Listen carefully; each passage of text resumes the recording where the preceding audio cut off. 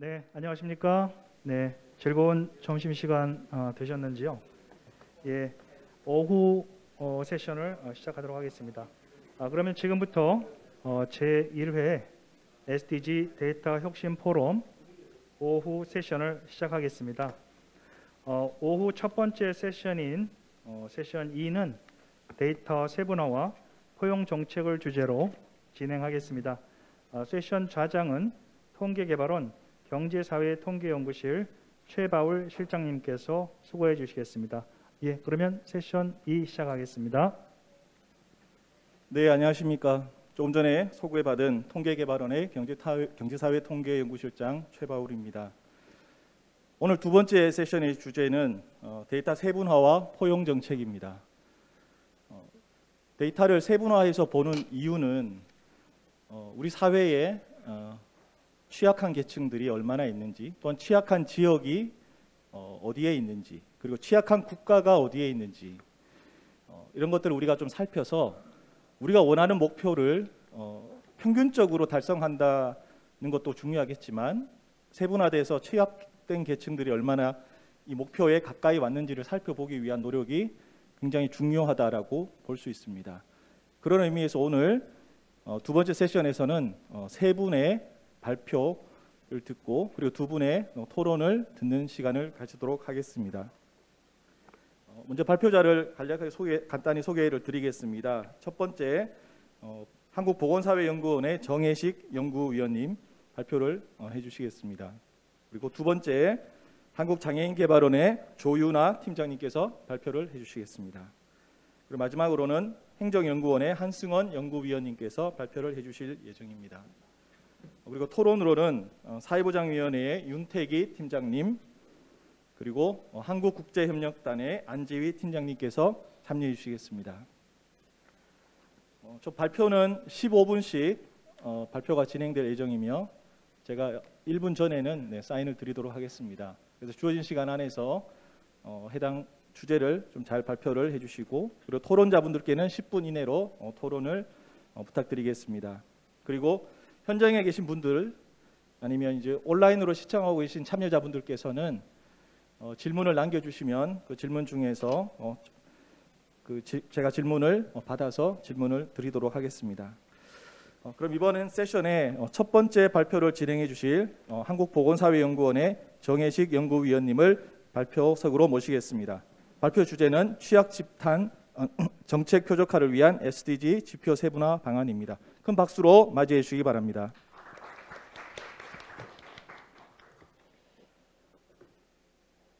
예, 안녕하십니까.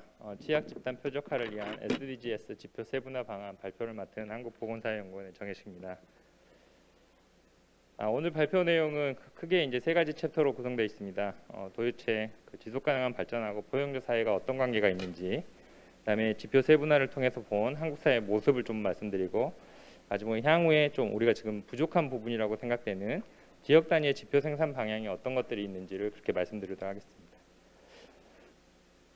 우리가 지금 이제 SDG는 UN SDG를 상상하고 있지만 또 한편으로 국내에서는 KSDG라고 해서 지속가능 발전 기본법에 따른 KSDG가 있습니다. 이 지속가능 발전 기본법에서 지속가능한 발전을 지속가능한 경제성장과 포용적 사회, 깨끗하고 안정적인 환경이 지속가능성에 기초하여 조화와 균형을 이루는 발전이라고 정의하고 있고, 이때 포용적 사회에 대해서 다시 모든 구성원이 존엄과 평등 그리고 건강한 환경 속에서 자신의 잠재력을 실현할 수 있도록 경제사회 문화적으로 공정하며 취약계층에 대한 사회 안전망이 보장된 사회라고 표현을 하고 있습니다. 사실 우리가 포용적 사회를 상상하고 또 사회 통합이 중요하고 그게 왜 지속가능한 사회의 모습까지 연결되는지는 쉽게 생각해 볼 수 있겠습니다. 그래도 다시 한번 또 말씀드리자면 소득분배 구조 악화에 따른 사회적 격차 확대에 대한 우려가 있습니다.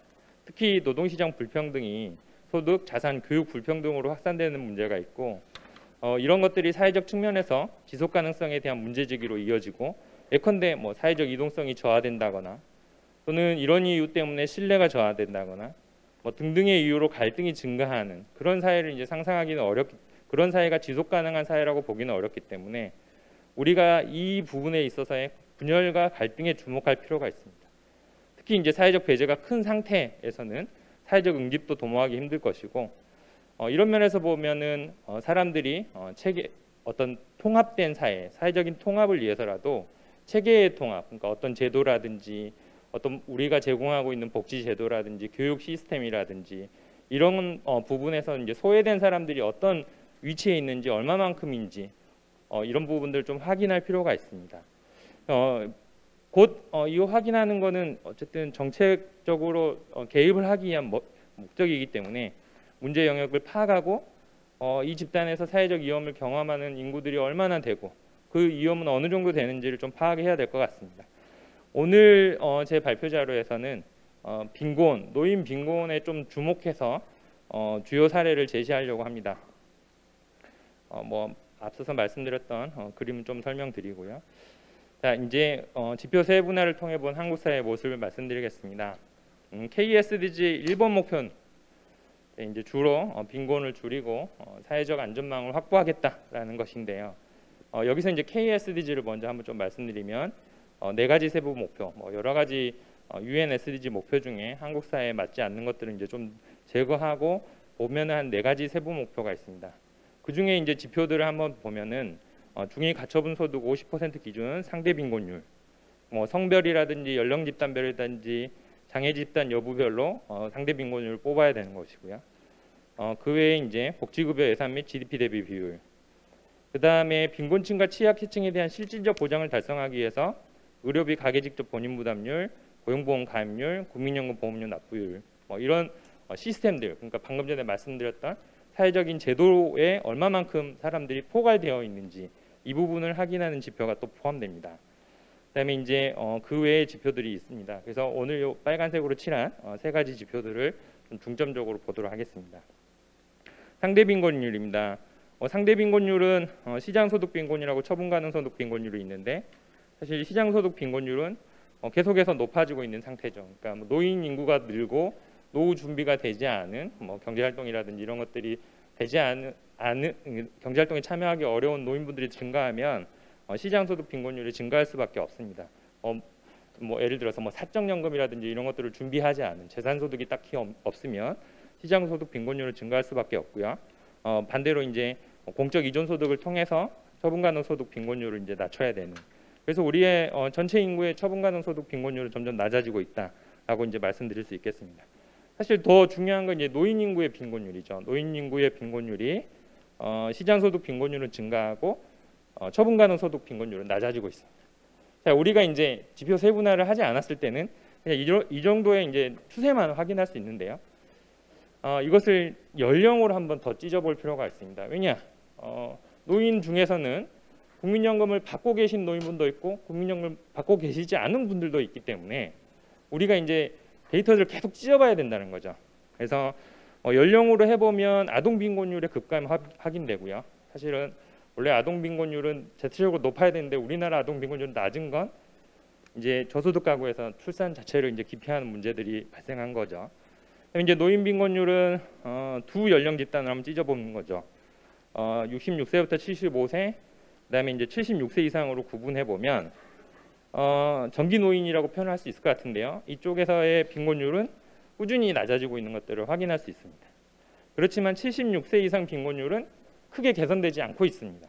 이 경우는 이제 대체적으로 뭐 국민연금을 더 받으실 수 있는 분들도 아니고 이미 고령이 되셨기 때문에 결국은 이제 다른 제도적인 대안을 찾을 수밖에 없다라는 이야기를 해줄 수 있는 거죠. 그러니까 노인 빈곤율 전체가 낮아지는 거하고 노인 빈곤율을 세분화했을 때 어떤 일들이 있는지, 우리의 정책 대응은 무엇이어야 되는지 이런 이야기를 해볼 수 있을 것 같습니다. 우리나라 노인 상대적 빈곤율 국제 비교해 보면 노인의 상대적인 소득 수준이 낮습니다. 방금 전에 말씀드렸던 것처럼 준비가 안 된 노후를 맞이하는 노인들이 많다는 것이고요. 이제 이 오른쪽 그래프를 보시면 우리나라는 근로 연령기에는 덜 준비하고, 그러니까 뭐 부담을 덜 하는 거죠. 세금도 조금 덜 내고 국민연금 보험료, 뭐 건강보험료도 조금씩 덜 하는 다른 나라에 비해서 덜 준비하고 노령기에 가난한 나라. 따라서 이제 어떻게 보면 이 준비하는 상태, 노후 준비 상태의 격차, 변화에 주목해 볼 필요가 있겠습니다. 그래서 이제 우리가 보는 게 경제활동 인구의 국민연금 가입률. 아까 KSDG 지표 중에 국민연금 가입률, 국민연금 보험료 납부율이라는 지표를 제시했던 게 이제 이런 배경에 있는데요. 쭉 보시면 제일 처음에 있는 테이블이 경제활동 인구 기준 빈곤율이고요. 아마 이제 가장 많이 여러분들이 이 테이블을 접하셨을 때는 비정규직의 국민연금 사각지대가 줄지 않고 있다, 높다 이런 이제 테이블을 많이 경험하셨을 텐데요. 사실 이건 약간 통계 착시입니다. 60세 이상 고령자들이 이제 주로 비정규직으로 노동시장에 참여하시고 이분들을 국민연금 가입 대상 모수에 포함하기 때문에 이제 이런 통계 착시가 좀 발생합니다. 실제로 그래서 59세까지만 연령으로 제한하면 국민연금 가입률은 꾸준히 높아지고 있고 비정규직의 국민연금 가입률도 44.4%에서 53.4%까지 뭐 여전히 낮지만 좀 개선되고 있다. 그다음에 이제 비정규직 중에 정사장 지위는 임금 근로자지만 한 달에 60시간 미만 근로한다거나 이런 경우는 국민연금에 사업장 가입할 수가 없습니다. 이분들은 지역 가입하셔야 되거든요. 그래서 이제 지역 가입하는 경우까지 포함하면 이제 더 높아지는 가입률이 69.7%까지 높아지는 것들을 확인할 수 있습니다. 우리가 이제 데이터를 계속해서 세분화해서 보고 정책 방향에 맞춰서 봐야 된다는 것들이 이제 이런 테이블들에서 계속 확인되는 거죠. 방금 전에 말씀드렸던 부분들이기 때문에 좀 넘어가도록 하고요. 아까 방금 전에 말씀드렸던 지역 가입자 중에 그러니까 비정규직이시면서 지역 가입을 하는 경우까지를 포함하면 가입률이 2011년에 56%에서 2021년에는 69.7%까지 올라갑니다. 다만 이분들이 보험료를 다 내시느냐 이건 이제 또 다른 문제가 됩니다. 보험료 고지는 받더라도 실제로 보험료를 안 내실 가능성이 있기 때문에 이제 우리가 자료를 계속 산출하는 노력을 더 한다면은 아마 이제 보험료를 납부했던 행정 자료하고 경제활동 상태의 지금 이제 이거는 서베이 자료지만 실제로 우리 임금근로 일자리 통계라든지 이런 것과 연결해서 보험료 납부 기간이 어느 정도 되는지까지를 좀 종사장의 지위, 간접적으로 추정할 수 있는 종사장의 지위와 연계해보는 작업도 필요할 것 같습니다. 노후 준비 실태와 결과인데 이제 공적연금 수급률입니다. 고령자의 공적연금 수급률은 전반적으로 높아지는 추세에 있고요. 공적연금 수급률이 이제 2020년에 마침내 53.1%까지 올라갔습니다. 노인 중에 53.1%이기 때문에 가구 단위로 봤을 때는 연금을 수급하는 가구에 계시는 노인분들은 더 높아질 것 같습니다. 그래서 이제 우리가 만약에 이런 경우도 통계를 뽑는다면 개인 수급률과 가구 단위 수급률까지도 같이 고려해보는 이런 통계도 더 필요할 것 같고요. 오른쪽 그래프를 보시면 아시겠지만 국민연금의 수급의 가능성이 높은 연령인구 집단으로 점점 대체되고 있는 것을 확인할 수 있습니다. 그래서 정책 활용을 위해서는 아까 방금 전에 말씀드렸던 것처럼 개인 단위 수급률, 그다음에 이제 가구 단위 수급률도 필요할 것 같고요. 이것은 이제 기초연금이나 비례연금을 수급 여부에 따라서 노인 빈곤율을 제시하고 있는데, 예컨대 이런 경우가 있죠. 기초연금도 안 받고 비례연금도 안 받는데 빈곤율은 낮은 집단이 있다는 거죠. 이거는 이제 가구 소득이 좀 괜찮은 상태에 있을 수 있기 때문에 이런 부분들을 우리가 좀 고려해봐야 된다라고 말씀드릴 수 있겠습니다. 지역 단위의 경제적 상태 진단입니다. 이제 방금 전까지는 어떤 연령, 가구 특성 이런 것들을 봐야 된다는 말씀이었고, 지역 단위로 봤을 때 이제 사회적 배제가 특정 지역 또는 어떤 특정 지역이 더 낮을 수 있습니다. 그래서 이제 빈곤율 개선을 로컬 SDGs로 설정함으로써 정책 방향도 설정하고 이행 성과에 대해서 평가할 수 있을 것 같습니다. 그래서 이제 충남 SDG, 충남의 SDG를 보면 상대적 빈곤율이 2015년 기준 28.5%인 것을 2030년까지 14.0%로 낮추겠다. 이제 이거를 뽑으려면 이제 우리가 가계금융복지조사를 시도 기준 대입을 이제 공개하거나 더 어떻게 이제 해야 되겠죠. 근데 이제 시군구로 가면 이제 사실 너무 어려운 문제가 되죠. 이제 시군구는 조사도 그렇게 되고 있지 않기 때문에, 그래서 보면 충남 단기시 같은 경우는 이 지표를 기초연금 수급자 비율로 제시하고 있습니다. 기초연금 수급자 비율을, 이제 문제는 이런 거죠. 기초연금 수급자 비율을 쓴다는 건 우리 지역에 얼마만큼 기초연금 수급자가 많다라는 건 알 수 있는데, 그럼 기초연금 수급자를 낮춰야 됩니까? 노인 중에? 아니면 수급자를 더 높이는 게 맞는지. 그러니까 이제 이게 약간 측정하는 거하고 우리가 정책을 어떻게 설정할 거하고 이제 약간 저 아래 단위로 가면 갈수록 분리되기 시작한다는 거죠. 그래서 이제 이런 고민을 해야 될 것 같고요. 기초연금 수급률이 지역의 어떤 빈곤율이라든지 소득 재산 수준을 좀 적절히 반영하는 지표가 될 수는 있다. 그렇지만 방금 전에 말씀드렸던 것처럼 정책 목표가 될 수 있느냐? 이건 이제 좀 별개의 문제인 것 같아요. 우리가 경험하신 것도 있겠지만 최근에 그 90%까지만 이 재난지원금을 주었던 선별적 재난지원금 사례에서도 어느 지역이 좀 더 풍요로운가라는 것들은 좀 확인해 볼 수 있었습니다. 그래서 이런 것들을 우리가 대리 지표는 있지만 이게 정책 목표가 되기는 조금 어렵다라는 것이 있고요. 그럼 이제 정책 목표 또 다른 대리 지표들도 한번 생각해 보겠습니다. 최근에 보니까 이제 부동산 사이트 지인이라는 데서 빅데이터 지도를 제공하고 있습니다. 어떻게 하나 봤더니 그 지역에 있는 국민연금 사업장에 신고된 평균 소득을 이제 지역별로 이렇게 제시를 해주고 있는 거죠. 이 경우는 이제 보험료 부가소득 상한이 있기 때문에 이제 상한 이하, 그러니까 540만 원 이하의 평균값들이 돼서 약간 정보의 왜곡이 있지만 이런 정도의 사례들도 있더라라는 것이고요. 또 하나는 예컨대 이제 국세청의 가세소득 자료를 이용하는 경우입니다. 그 국세청에 신고된 소득들을 쭉 지역별로 뽑아서 어느 지역이 좀 더 빈곤한가를 이제 뽑아볼 수 있겠죠.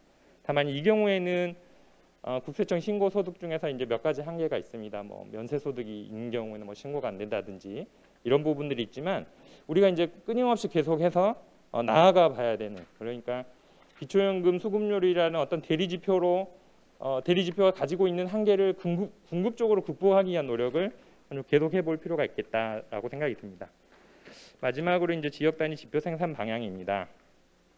아까 말씀드렸던 뭐 이런 방법도 있고요. 또 하나는 국민연금 가입 상태 진단, 수급률 같은 경우를 지역 단위로 이제 생산 시도해 볼 수 있습니다. 사회보험 데이터이기 때문에 지역 단위로 이제 다 정보가 어느 정도 있고 지역의 인구가 어느 정도 되는지, 연령대 인구가 어떻게 되는지 알고 있기 때문에 시도 단위로 더 자세히 나간다면 시군구 단위로도 충분히 활용해 볼 수 있을 것 같고요. 지금 지역의 지역 사회 지표 단위의 많은 보고서들에서는, 많은 시도 단위의 보고서에서는 지역의 국민연금 수급자 수를 이미 활용하고 있죠. 시군구 단위의 수급자 수를. 그러니까 이제 어느 정도 노후가 보장받은 노인이 어느 정도 되는지를 이제 쓰고 있기 때문에 우리도 이제 계속해서 SDG에서도 향후에 뭐 정책 방향에서도 이런 고민을 해볼 필요가 있는 것 같습니다. 마지막으로는 지역 사회조사 표준화가 최근에 이제 좀 이루어졌고요. 이런 면에서 보면 이제 객관적 지표가 아닌 가구 소득 만족도라든지 생계주의 어려움 정도를 시군구 단위에서 좀 이렇게 비율적으로 뽑아보는 것도 우리가 좀 가능할 것 같습니다. 이렇게 되면 사실 이제 주관적 지표이기 때문에 그 자체로 뭐 이걸 어느 정도 포인트로 계산하겠다라는 게 이제 목표가 되기는 어려울 것 같습니다. 그렇지만 지난 시기와 비교한 우리 지역의 어떤 종단적인 비교를 해본다거나 우리랑 어떤 지역적 특성이 유사한 뭐 대도시에 인접한 지역이라든지 농산어촌 지역이라든지 이런 유사 지역과 이제 횡단 비교들을 통해서 어떤 상태를 진단해보고 정책 방향을 설계할 수 있지 않을까 이런 생각을 하고 있습니다. 이상으로 발표를 마치겠습니다. 감사합니다. 네, 정혜식 연구위원님 발표 감사드립니다. 우리 사회의 특히 고령층의 빈곤율을, 그리고 연령과 또 지역, 그리고 고용 형태, 그리고 이제 가구 원수라든지 우리가 좀 세분화되면 될수록 우리의 뒤처져 있는 사람이 누구인지를 우리가 알 수 있을 것 같습니다. 그래서 관련돼서 저희가 얼마나 취약한 계층들이 우리 주변에 있는지를 지표로 보여주셨습니다. 그리고 다음 두 번째 주제로는 한국장애인개발원의 조윤아 팀장님께서 SDGs 달성을 위한 장애인 복지정책 현황 및 방향에 대해서 발표해 주시겠습니다. 큰 박수로 맞이해 주시겠습니다. 네, 안녕하세요. 저는 SDGs 달성을 위한 장애인 복지 정책 현황 및 방향에 대해서 말씀드리도록 하겠습니다. 주로 이 자리는 제가 생각하기에 장애 관련 세부 통계가 왜 필요한지 그 필요성을 좀 말씀드리는 자리라고 생각이 듭니다. 지속가능 발전 목표 핵심 가치가 단 한 사람도 소외되지 않는 것이라고 볼 수 있습니다. 결국 이거는 장애인에게 가장 중요한 부분이라고 볼 수 있을 건데요. 장애인은 성과 중심, 효율성 중심 노동시장, 그리고 의무교육 이런 상황에서 매우 배제되고 차별을 겪는 취약계층입니다. 다 아시겠지만요. 그래서 소외, 배제, 차별, 낙인 이러한 용어를 떠올리면 장애인을 떠올리기 마련입니다. 선진국에서는 장애는 어느 상황에서든 모든 사람에게 일어날 수 있는 사건이라고 생각을 하고 있습니다. 그만큼 주위에 많이 있다고 볼 수도 있겠죠. 장애인의 삶의 영역별 위치는 어떻게 될 것인가? 우리가 이제 이 질문을 떠올렸을 때 장애인의 경제적 삶, 건강, 교육, 경제활동 정도, 안전 및 재난, 이 영역에서 장애인의 위치는 어느 정도지? 라고 보면 통계를 찾을 수밖에 없습니다. 그 통계가 정말 잘 구축되어 있느냐, 실질적으로 자세히 살펴보면 그런 만한 통계가 매우 미흡하다는 걸 알 수 있습니다. 그래서 장애인과 전체 인구 또는 비장애 인구와 비교를 통해서 현 장애인의 그러한 영역에서의 위치를 파악을 하고, 그리고 인권 관점, 아까 말씀드렸던 KSDGs의 목표치, 지향점 이런 것들 설정하게 될 것입니다. 그 설정 목표를 토대로 해서 장애인이 배제되지 않도록 다양한 정책들이 마련이 되겠죠. 이것이 어떻게 보면 우리 장애인 복지 정책이 나아가는 방향이라고도 볼 수 있겠습니다. 장애는 이제 모든 생애 주기에 걸쳐 있는 특수성이 있습니다. 이제 보편적 정책이라고 말할 수 있는 정책이 있고, 거기에 장애의 특수 영역에 대한 고려 사항들이 있어야 되는 정책이 있습니다. 결국 보편적 정책 내에 장애 포괄적 관점이 필요한 상황입니다. 세부적인 통계는 촘촘하고 구체적인 정책을 마련하는 데 근거가 될 수 있습니다. 아동은 장애 아동이 있을 수 있고요. 교육 쪽에서는, 의무교육 쪽에서는 특수교육, 그리고 거주시설에서는 장애인의 거주시설, 그러한 공간 마련, 특수적이고 세부적인 부분들에 대해서 장애인의 고려가 필요한 상황입니다. 그래서 각 영역별로 지표를 설정하는 데 있어서 장애 여부, 장애 유형별 세분화된 통계는 되게 필수적인 요소라고 볼 수 있고, 이러한 요소들은 정책 마련을 하는 데 매우 중요한 요소라고 볼 수 있겠습니다. UNCRPD라고 장애인 권리 협약이 있는데요. 우리나라는 2009년에 발효를 했습니다. 여기 제31조에 통계와 자료 수집이라는 규정이 있는데요. 협약에 영향을 미치는 정책을 수립하고 이행하도록 통계 자료 그리고 자료 수집의 필요성이 강조되고 있습니다. 결국 장애인 권리를 보장하기 위해서는 정책 수립과 협약의 이행을 평가하기 위해서는 통계 자료는 필수라는 것을 명시하고 있는 부분이라고 볼 수 있겠습니다. 장애 개념을 잠깐 말씀을 드리겠습니다. 이제 선진국에서의 장애를 뭘로 보고 있느냐가 매우 중요한 장애인 복지 정책을 바라보는 데 있어서 중요한 요소라고 볼 수 있겠습니다. 선진국에서 독일에서의 장애 개념 이렇게 규정하고 있습니다. 신체, 정신, 그리고 지적 감각 이러한 장애뿐만 아니라 환경과의 상호작용을 통해서 어떠한 이제 뭔가 배제되거나 장벽과의 소통이 되지 않을 경우 이 모든 것을 장애라고 개념하고 있습니다. 결국 되게 많은 부분들을 포괄하고 있다고 볼 수 있겠습니다. 우리가 생각하는 신체, 정신 이러한 침해뿐만 아니라 누군가의 사회와의 어떻게 장벽들, 소통하는 부분에서의 괴리들 이런 것까지 모두 다 장애라고 말하고 있는 상황입니다. 하물며 우리 옆 국가인 일본에서도 2011년에 개정한 바 있는데요. 장애인이란 이러한 신체, 심신, 기능의 장애 그리고 사회적 장벽에 의해서 지속적으로 일상생활과 사회참여 이런 부분에 제한을 받은 상태를 장애로 정의 내리고 있습니다. 우리나라는 제2조의 장애인복지 제2조에 장애인이란 신체적, 정신적 장애로 오랫동안 일상생활이나 사회생활에서 상당한 제약을 받은 자로 규정하고 있는 상황입니다. 조금 다른 그 정의를 볼 수 있겠습니다. 우리나라는 장애 유형 15개 장애 유형으로 구분되어 있는데요. 전체 인구 중에 5.1%를 차지하고 있습니다. 일반적으로 지체 장애가 가장 많은 비율을 차지하고 있고요. 그리고 정신장애 10만 명 정도가 차지되고 있습니다. 이게 계속 그 패턴을 유지하느냐? 그렇지 않습니다. 2010년에 비해서 2010년에는 지체장애가 많이 주를 이루었다면 점점 10년이 지난 이후 현재 정신적 장애, 자폐나 그리고 정신장애인 분들이 좀 더 많이 늘어나고 있고 지체장애는 좀 더 감소되고 있는 상황입니다. 장애 관련 목표는 이제 사실 17개의 목표가 있었는데요. 그 목표들 모두에 장애 세부 지표가 다 필요합니다. 그래서 장애 포괄적 관점이 필요하다는 이유는 이 세부 지표들에 있어서 장애의 관점이 다 실려야 된다라고 볼 수 있겠습니다. 그래서 장애 여부 분리 통계가 다 필요하고요. 특히나 전체 인구와 비장애인과의 격차를 줄이는 것도 중요한 과제라고 볼 수 있겠습니다. 목표 1에서 빈곤층 감소와 사회 안전 강화 영역, 그리고 목표 2, 목표 3 건강하고 행복한 삶, 뭐 만성질환 유병률이나 장애인 건강검진 수검률 이런 부분들 다 모두 다 장애 분리 통계가 필요할 것이고요. 교육 영역에서는 모두 다 필요하다고 볼 수 있겠습니다. 이제 간혹 한 주제에 따라서 장애인이 들어가 있는 영역도 있지만 전반적으로 모두 다 장애 영역이 다 포괄되어야 된다고 볼 수 있겠습니다. 그리고 성평등, 그리고 에너지의 친환경적 생산과 소비, 그리고 사회 기반 시설 구축 이 영역도 마찬가지고 장애 영역에 대한 부분들이 구체적으로 들어가야 될 필요성이 있고요. 모든 종류의 불평등 해소, 지속 가능한 도시와 주거지 이 영역에서도 소득 5분위 배율이나 소득 1, 2분위 가구의 순자산 점유율, 장애인 의무 고용률, 저상버스 보급률 이런 등등에 있어서도 특히 인구 10만 명당 사회재난으로 인한 사망 실종 인구 이러한 안전 취약계층에 있는 부분들에 있어서도 장애 영역의 통계가 매우 필요하다고 볼 수 있겠습니다.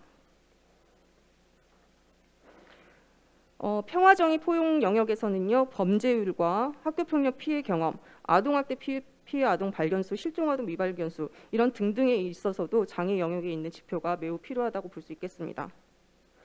좀 이제 구체적으로 좀 살펴보면요, 빈곤층 감소와 사회 안전망 강화 영역입니다. 상대적 빈곤율을 좀 분석을 해본 결과 장애인의 상대적 빈곤율은 2019년 42.2%에서 2020년에는 43.8%로 증가하였습니다. 이제 근데 여기에서 포인트는 뭐냐면 비장애인의 이제 전체 인구에서 장애인 인구를 뺀 비장애인의 상대적 빈곤율은 2017년부터 지속적으로 감소하고 있다는 부분입니다.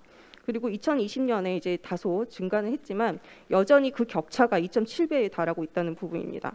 그렇듯 이제 장애인 상대적 빈곤이 매우 높다라는 걸 말씀드릴 수 있고요. 전체 1에서 5분위를 이제 쪼갰을 때 그 안에서 장애인 가구는 1, 2분위의 60% 정도가 차지하고 있습니다. 그만큼 저소득층이 많이 있다라고 볼 수 있겠습니다. 이제 장애인의 소득 보장 효과를 좀 보면 이제 시장 소득의 균등한 시장 소득의 빈곤율과 그리고 균등한 가처분 소득의 빈곤율의 차이를 개선 효과로 봤습니다. 그랬을 때 장애인의 소득 보장 정책은 워낙 저소득층도 많고 하기 때문에 그리고 공공부조 중심의 이제 그 제도로 인해서 11.1%의 소득 보장 효과를 보이고 있습니다. 그러니까 비장애인에 비해서 3배 이상 높긴 하긴 합니다만 그래도 좀 더 많은 비율 공적 급여가 지원이 돼야지만 이 상대적 빈곤율을 낮출 수 있다고 볼 수 있겠습니다. 그러면 어떤 방향으로 좀 가는 게 더 좋을 것이냐라고 본다면 지금 이제 2020년 1월에 생계급여 부양 의무자가 폐지가 됐고 이걸 토대로 해서 저소득 장애인들이 많이 이제 포섭이 됐을 수 있다라고 판단이 됩니다. 그 중에 이제 과제로서 중증 중심에서 전체 장애로 대상자를 확대를 할 필요가 있다. 그래서 소득보장 사각지대를 해소하고 빈곤을 예방할 필요가 있다고 볼 수 있겠고요. 그래서 이제 중증 장애인 소득보장 중심에서 경증까지 포괄하는 정책으로 변화가 필요하다고 볼 수 있겠습니다. 그래서 정책 대상자에서는 이제 지금 중증 장애 중심이기 때문에 경증까지 확대되는 제도들의 구현, 급여도 얼만큼 충족한지, 적절한지에 대한 연구가 좀 더 지속되어야 될 필요가 있겠습니다.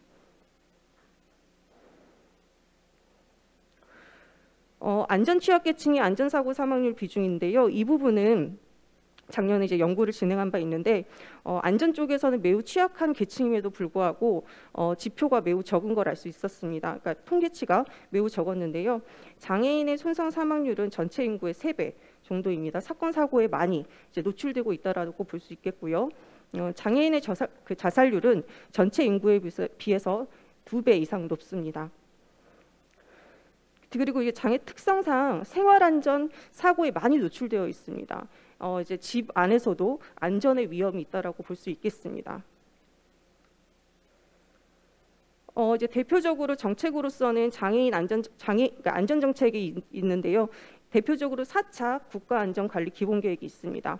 그리고 제5차 장애인 정책 계획이 있는데 이 안에서 장애인의 세부적인 좀 더 면밀한 정책들이 이루어질 필요가 있을 것이고요. 그리고 정책 과제로서는 감염병 예방법에서 감염 취약계층의 장애인복지법의 전체 장애인으로의 확대의 규정이 좀 필요한 상황입니다. 만성질환 유병률 부분인데요. 만성질환 유병률은 장애인이 전체 인구에 비해 2배 이상 높습니다. 이제 기본적으로 이제 정신과 그리고 내부 장애가 있는 분들은 더 높을 수도 있겠지만 어쨌든 전체 인구에 비해서 매우 높다라는 부분들은 건강적인 측면에서 정책이 좀 더 장애인 취약계층에 대한 지원이 좀 더 확대돼야 된 것들을 근거로 보여준다고 볼 수 있을 것 같고요. 그리고 인구 10만 명당 자살률입니다. 아까 말씀드렸던 것처럼 장애인은 비장애인의 전체 인구에 비해서 2배 이상 높습니다. 그렇다고 해서 이거는 전체 장애인만 비교할 것이냐? 또 그건 또 아니라는 것입니다. 그 이유는 더 세부적으로 보면 장애 유형 중에서도 정신장애가 더 많다라는 부분입니다.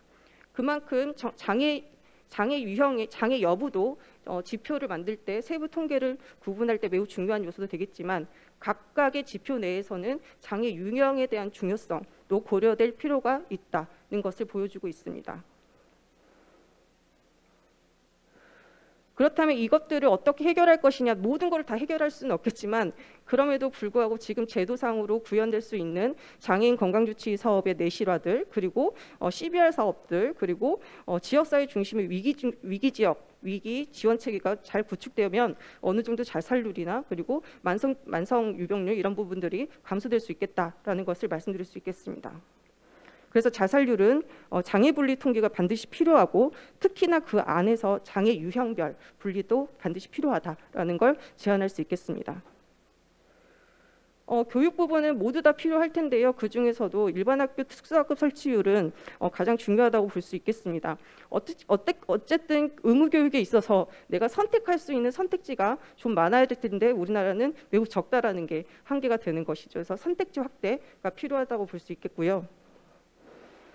특수교사 1인당 특수학생 수입니다. 이 부분도 특수교사가 적절히 있어야 된다라는 부분들이 매우 중요한 포인트라고 볼 수 있겠습니다. 추가 지표로서는 어린이집 특수교사 배치율입니다. 그래서 여기 나와 있지는 않지만 실질적으로 어릴 때부터 어떠한 어느 수준으로 이제 질적으로 어느 교육을 받느냐가 매우 큰 영향을 미치기 때문에 어린이집 내에서도 내가 특수교사에게 서비스를 받을 수 있는 그러한 이제 제도들이 마련되기 위해서는 어린이집 특수교사 배치율도 하나의 지표로서 고안할 필요가 있다라는 것을 제안할 수 있겠습니다. 소득 5분위 배율입니다. 이제 장애인의 5분위 배율은 6.58배입니다. 그래서 비장애인에 비해서 0.8%배 포인트 높은 상황인데요. 그만큼 약간의 1분위와 5분위의 격차가 비장애인에 비해 좀 큰 편입니다. 소득 1, 2분위 가구의 순자산 점유율을 이제 분석해 보면 소득 1, 2분위의 순자산 점유율은 비장애인은 1, 2분위의 그 점유율에 비장애인 같은 경우에는 좀 증가 폭을 보이고 있다면 장애인은 감소폭을 보이고 있습니다. 그만큼 5분위가 더 많이 이제 좀 더 많은 자산을 차지하고 있다라고 볼 수 있겠습니다. 정책 과제로서는 장애연금 등 정책 대상자를 확대하고 국기초 등에서의 전체 소득보장 제도를 좀 더 확대할 필요가 있다라는 부분이고요. 그리고 장애인연금과 장애수당 등의 급여의 확대가 좀 반드시 필요할 거라고 이제 제안할 수 있겠습니다. 또한 이제 노동시장 참여율을 높일 수 있도록 어떠한 이제 인센티브나 뭔가 그 유인 전략이 좀 필요할 수 있겠습니다. 노동시장에서 일을 하고 싶지만 생계급여에서 탈락할까봐 일을 못하고 있는 그러한 장애인분들이 많기 때문에 어쨌든 장애인분들이 일할 수 있게끔 뭔가 시간을 생계급여를 좀 더 지속적으로 받게끔 유예기간을 둔다던가 의료급여를 지속적으로 받게끔 한다던가 장애 재심사를 받지 않도록 한다던가 이러한 전략들을 구현할 수 있겠습니다. 이제 고용률 부분인데 마지막 고용률 부분인데요. 고용률은 장애인 고용률은 비장애인에 비해서 절반 수준입니다. 지금 이 고용률은 장애인과 비장애인을 이제 구분할 수 있는 지표로 제시되어 있는데요. 특히 이 지표도 장애 여부 판단 외에도 그 장애 유형별 그 고용률도 매우 중요한 분리가 필요합니다. 그러니까 예를 들면 정신장애인 고용률인데요. 정신장애인 고용률은 10.9%입니다. 매우 적은 가장 낮습니다. 그래서 이러한 부분에 대한 정책적인 방향이 필요하다라고 제안할 수 있겠습니다. 그래서 이제 마지막으로서 정책 과제로는 공급자 중심이 아닌 당사자의 근로 경험과 욕구에 맞도록 직접 찾아가는 일자리 제공이 필요할 것이고요. 중장년층에 대한 보통의 일상을 위해서 일자리의 개발 그리고 사회 참여형 공공 일자리가 필요하다고 볼 수 있겠습니다.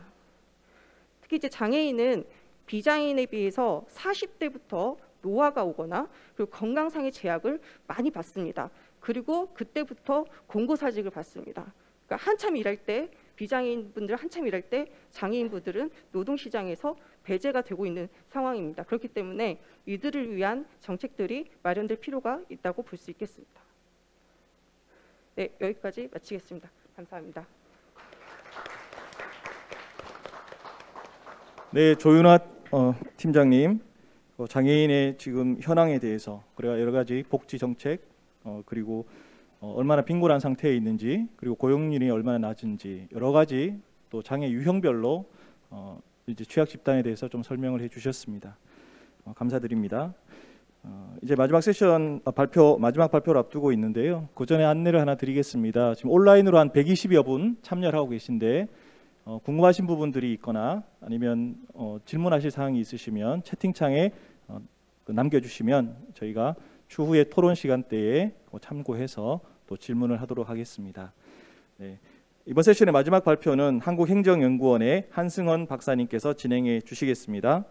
오늘의 발표 주제는 국제개발협력 관점에서 본 SDGs 데이터 세분화 현황과 지원 방안입니다. 큰 박수로 맞이해 주시기 바랍니다. 네, 안녕하세요. 한국행정연구원의 한승헌 부연구위원입니다. 오늘 방금 소개받은 대로 발표에서는 국제개발협력 관점에서 SDG 데이터 세분화를 어떻게 이행할 수 있을까에 대한 고민 그리고 어려움 그리고 저희가 앞으로 어떤 방향으로 나가야 할지 그 방향성에 대해서 좀 짚어보는 시간으로 발표를 하고자 합니다. 아까 두 분의 발표에서는 국내 지표 중심으로 좀 살펴보고 오히려 국내 상황에 대해서 좀 더 청중들 분께서 익숙하시리라고 생각이 드는데 제가 발표하는 부분은 우리나라가 개발도상국 또는 해외 어려운 국가들의 ODA라는 그 자금을 통해서 어떻게 지원하고 있는지를 중심으로 발표를 하겠습니다. 네, 목차는 아까 말씀드린 대로 이렇게 진행을 하도록 하겠고요. 먼저 논의의 배경과 필요성에 대해서 말씀드리도록 하겠습니다. SDG의 성공적인 이행을 위해서 사실 지금 우리나라뿐만 아니라 전 세계적으로 다양한 노력을 하고 있습니다. 다양한 개발 재원들을 투입을 하고 있고 사업들을 진행을 하고 있는데요. 제가 여기에서 아까 ODA에 관련한 발표를 하겠다고 말씀을 드렸는데 SDG 이행의 강력한 수단으로서 목표 17번이 있습니다. 이 17번은 성공적인 SDG 달성을 위해서 국제사회의 역할 그리고 정부, 시민사회, 민간 등의 다양한 이해관계자들이 어떻게 해서 참여하고 파트너십을 맺어 이행할 것인가에 대해 집중하고 있는 목표고요. 2021년 한국의 SDG 이행 보고서 작성에 참여를 했었는데 그 이행 보고서 리뷰하는 과정에서 사실 코로나19로 인해서 굉장히 국제적으로 오히려 국가 중심적인 그런 노력들을 회귀하는 경향을 보였음에도 불구하고 국제사회에 대한 지원에 모두가 동참하는 그런 대대적인 전환점을 맞이한 것을 확인할 수 있었습니다. 오늘 발표의 주안점은 크게 세 가지로 잡아보았는데요. 목표 17의 이행 결과에 대해서 간략하게 리뷰를 하면서 우리는 이 이행 결과를 통해서 어떤 정보를 얻을 수 있는지에 대해 한번 짚어보고 다음으로 이러한 정보, 이행 결과가 우리에게 어떤 교훈을 주는지 를 살펴보겠습니다.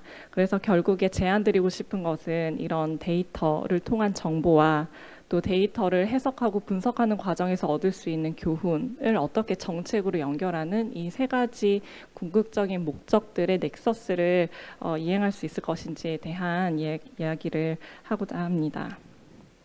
네, 여기에서 목표 17에 관한 세부 목표와 지표들을 좀 정리를 해봤는데요. 제가 작년에 참여했던 SDG 이행 보고서에서는 목표 17-2번, 즉 ODA의 그런 양적인 증감, 지원 분야, 국가 등에 대한 내용들을 분석을 하였고요. 다음으로는 17-11번 세부 목표에서 그러니까 전 세계 수출에서 채빈 개도국에 대한 비중이 전 세계적으로 또는 우리나라가 얼마나 증가했는지를 살펴보았습니다. 네, 한국의 ODA 지원 현황 분석 결과를 살펴보면서 이런 이행 결과가 어떤 정보를 주는지 간략하게 보도록 하겠습니다. 2020년에 한국의 ODA 규모는 약 24억 달러로 2009년에 11억 달러였는데 그 대비 2배가량 증가를 했습니다. 2010년부터 18년에까지 11.9%의 증가율을 보였는데요. 사실 OECD 다크 회원 국가 중에서 가장 높은 수준의 증가율을 보였습니다. 그런데 2020년 기준 국민 총소득 대비 ODA 비율이 0.14%였고요. 우리나라가 목표로 한 거는 0.2%였는데 거기에는 크게 미치지 못하였고 같은 해 다크 회원국의 전체 공여국 중에서도 27위로 매우 저조한 비중을 보이고 있습니다.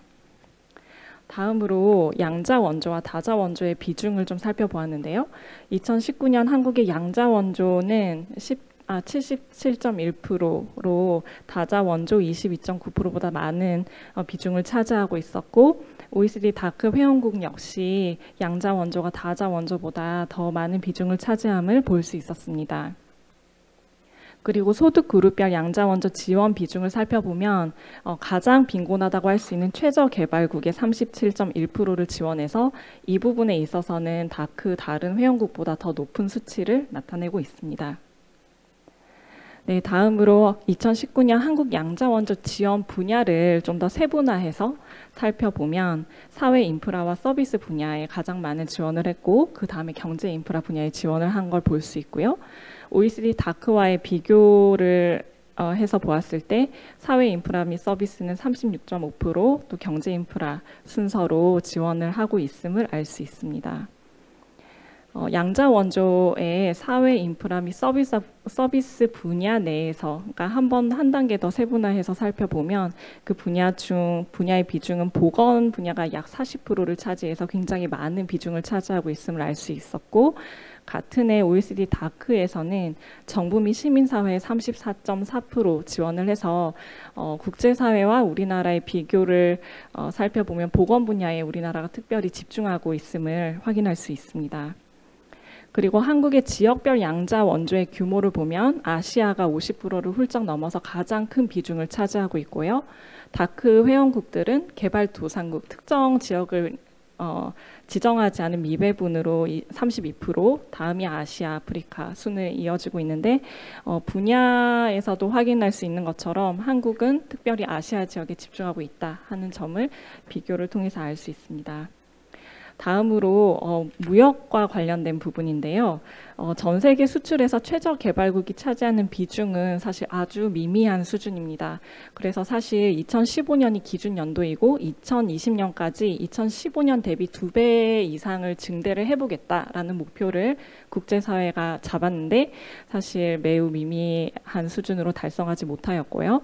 전 세계 수출에서 개발도상국이 차지하는 비중 역시 상당히 증가하는 것을 목표로 하였는데 달성하지 못한 것을 볼 수가 있습니다.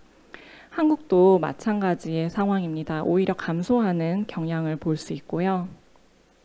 그래서 한국의 총 수입에서 최저개발국 수입국의 탑5를 뽑아봤는데 여기서 예멘, 잠비아, 미얀마 같은 국가들이 순위를 차지하고 있었고 개발도상국에서는 중국의 비중이 갈수록 확대되고 있음을 알 수 있었습니다. 사실 이러한 결과를 보시면 여기 계신 분들이 어떤 생각을 하실지 모르겠어요. 이러한 큰 그림, 빅픽처는 우리한테 참 많은 유익을 주기는 합니다. 예를 들어서 시간적 흐름에 따른 SDG 이행 현황을 파악하기에 굉장히 유리하고요. 또 전반적인 국가 정책, 우리나라 정책의 방향성과 우선순위, 지역적 우선순위나 분야의 우선순위를 확인할 수 있다는 점에서 분명한 이점이 있습니다. 그리고 국제 비교를 통해서 우리의 현 상황에 대해서 아주 명확한 인식을 할 수도 있고요. 그리고 이러한 이행 결과 보고가 굉장히 직관적으로 이해할 수 있는 형태로 나가기 때문에 누구나 쉽게 이행 결과에 대해서 이해를 할 수 있고 정보를 습득할 수 있다는 용이성도 확보할 수 있다는 강점이 있는 것 같습니다.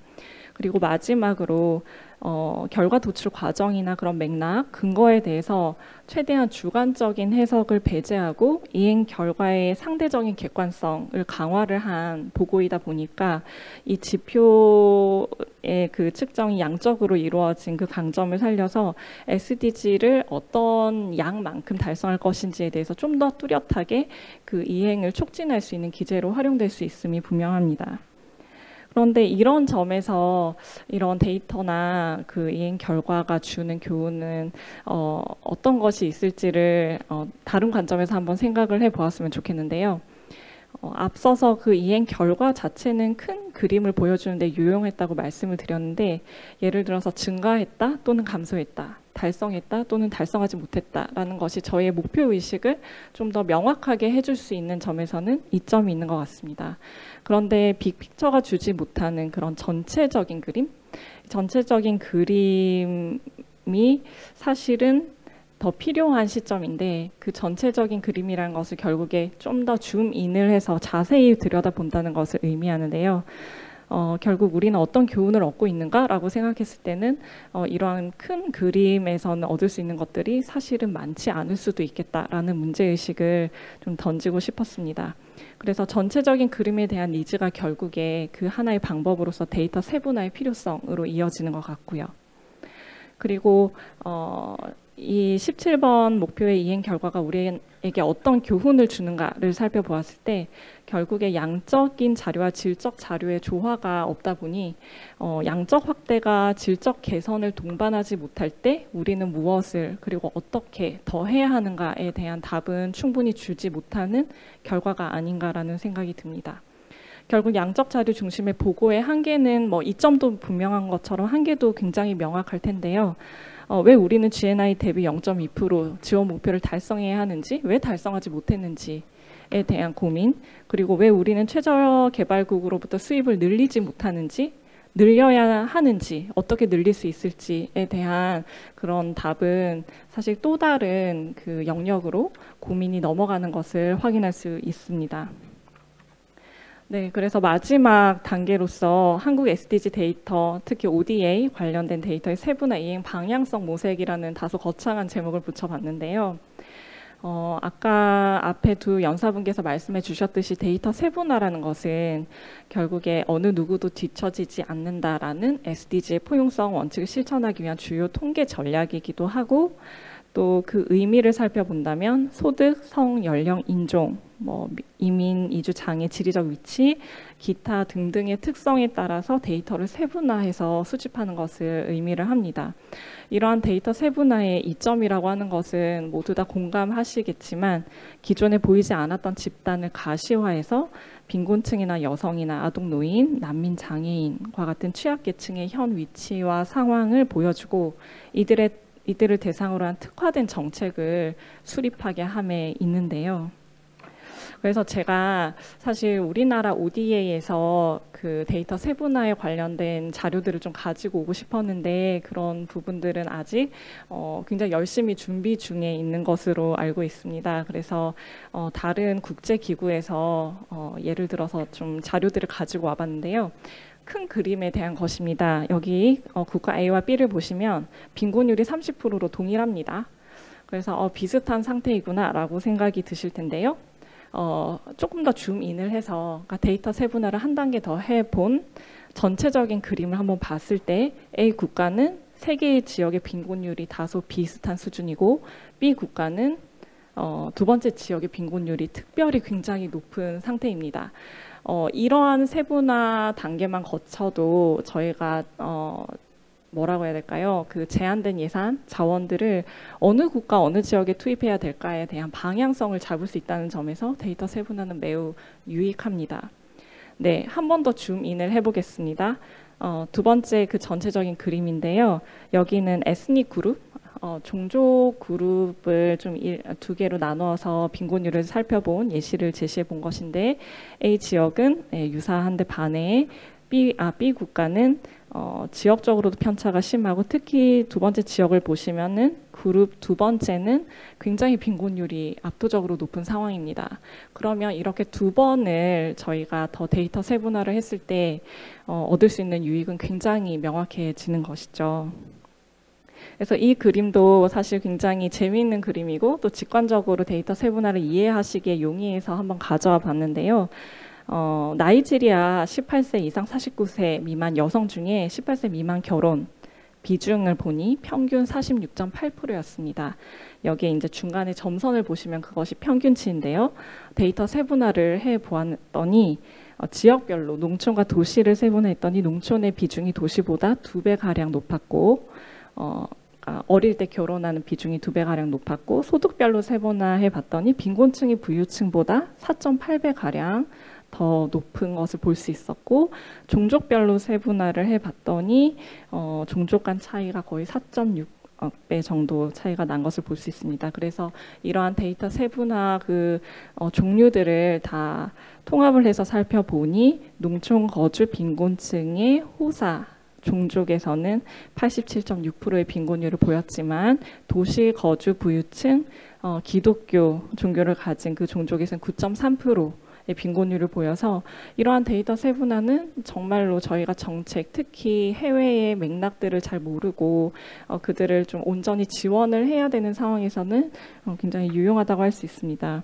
하지만 데이터 세분화에 수반되는 도전 과제는 사실 어마어마해서 이 부분은 저희가 정치적인 결단까지 필요하지 않을까 싶을 정도로 많은 재원이 투입이 되어야 할 영역입니다.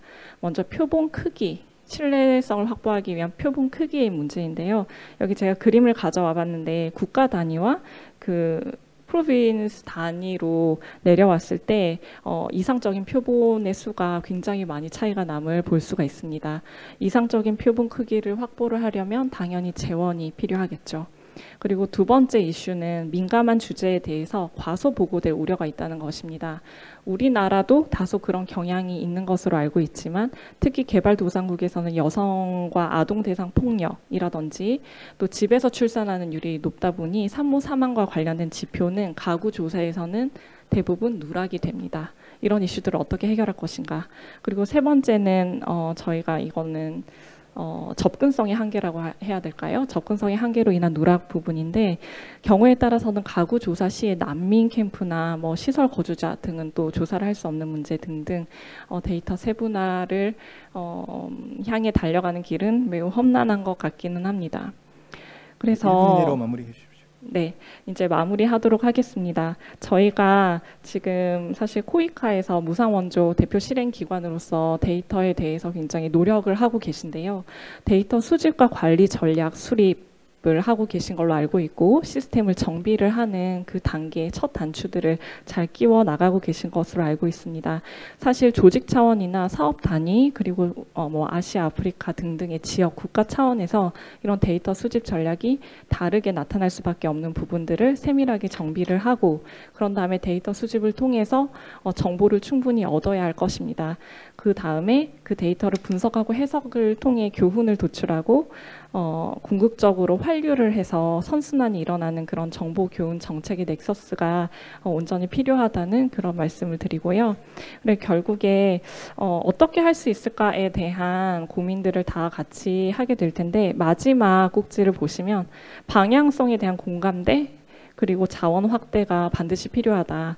이런 부분은 결국 사람이 데이터를 수집하고 전략을 수립하기 때문에 이런 것에 대한 공감대가 굉장히 널리 형성이 될 필요가 있고 그런 점에서 오늘 컨퍼런스가 그런 공감대 형성에 기여를 하리라고 기대를 합니다. 네, 이상 발표를 마치겠습니다. 네, 한승헌 연구위원님 발표 감사드립니다. 오늘 세 가지 주제를 통해서 첫 번째 세션에서는 빈곤층, 그중에서도 노인들의 빈곤층에 대해서 좀 살펴보았고요. 그리고 두 번째로는 이제 장애인에 대한 여러 가지 현황들을 저희가 살펴보았습니다. 특히 최근에 장애인 관련된 이슈는 뉴스에서도 많이 보셨겠지만 우리 사회의 중요한 문제로 이제 많이 노출되고 있고요. 그리고 우리가 이 부분들을 함께 고민하고 어떻게 대응을 할 것인가, 우리가 선진국이냐 아니냐를 볼 수 있는 더 중요한 또 바로미터가 될 것 같습니다. 세 번째로는 우리가 이제 세계 시민으로서 우리 주변에 있는 또 어려운 또 저소득 국가들을 우리가 어떻게 함께 손붙잡고 같이 갈 것인가, 또 그들을 어떻게 또 우리가 지원할 것인가, 이 부분은 한 50년 전만 보더라도 한국 또한 이런 국제사회의 원조와 또 도움을 통해서 우리가 일어날 수 있는 힘을 얻었습니다. 그래서 또 우리가 앞으로 국제사회에 어떻게 기여할 것인가에 대한 고민들을 좀 할 수 있었습니다. 이 세 가지 발표에 대해서 우리 두 분 토론자분들을 모셨습니다. 먼저 사회보장위원회 윤태기 팀장님께서 토론 10분 이내로 좀 부탁을 드리겠습니다.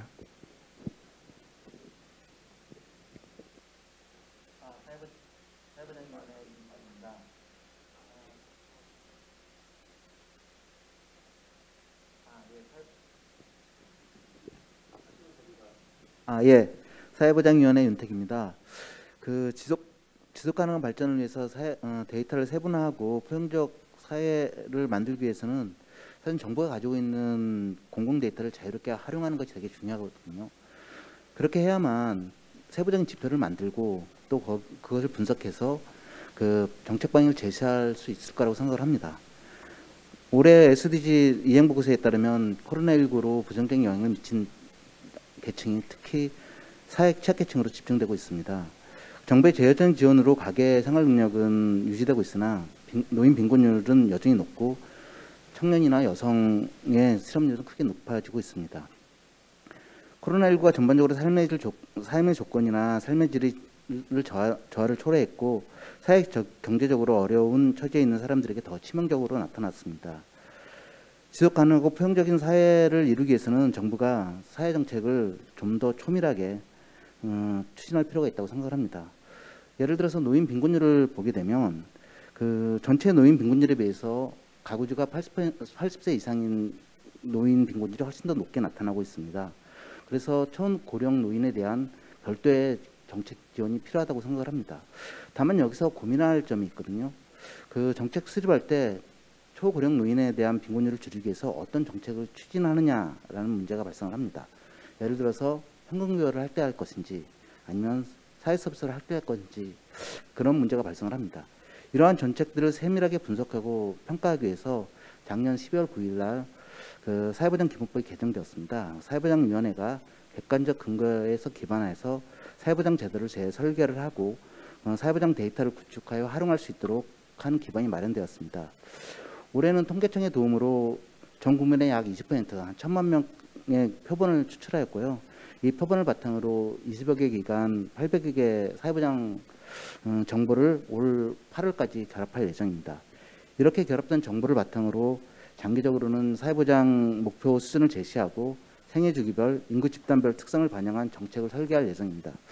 특히 표본수가 적어서 서베이 자료로 파악하지 못했던 세부 취약계층, 예를 들어서 한부모라든지 청소년 가정, 또 초고령 노인, 발달장애인 등 발달장애인 등에 대해서 그 사회보장 이행 실태들을 집중 분석할 수 있을 것이라고 생각이 듭니다. 아울러서 그 지역 단위 사회보장 제도 비교 분석을 통해서 지자체의 사회보장 수준을 제고할 수 있을 거라고 보고요. 통계청에서도 우리나라 전체 인구와 사업체를 포괄하는 통계 등록부를 지금 만들고 있는 것으로 알고 있거든요. 그래서 통계청의 통계 등록부 사업과 사회보장위원회 사회보장 행정 데이터 구축 사업이 협력 관계를 강화를 하게 되면 그 지속 가능한 발전과 포용적 사회를 만들어 가는데 이러한 데이터들이 좀 더 중요한 역할을 하지 않을까 생각을 합니다. 현재 통계청하고 국세청, 본보공단 등에서 관련 자료를 보유하고 있고 이를 활용해서 연구할 수 있도록 일부 정보를 개방을 하고 있습니다. 다만 여기 있는 연구하시는 박사님들 다 아시겠지만 그 정보보유 기관이 자기 개인정보를 이유로 정보 접근에 되게 보수적으로 임하고 있습니다. 그래서 되게 활발한 연구활동이 이루어지지 못하고 있는 실정이죠. 이러한 자료들에 대해서 편리하게 이용하고 정책 연구를 활발하게 이용할 수 있도록 각 기관이 열린 자세가 되게 필요하다고 봅니다. 정부는 디지털 플랫폼 정부 추진 방향을 발표했습니다. 5월 초에 발표를 했는데요. 디지털 플랫폼 정보라는 모든 데이터가 연결되는 디지털 플랫폼 위에서 국민, 기업, 정부가 함께 사회 문제를 해결하고 새로운 가치를 창출하는 정부라고 정의를 했거든요.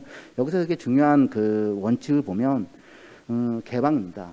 그 데이터와 서비스가 서비스를 민간이 같이 공유하고 개방하는 표준화를 만들겠다라는 게 가장 큰 핵심이거든요.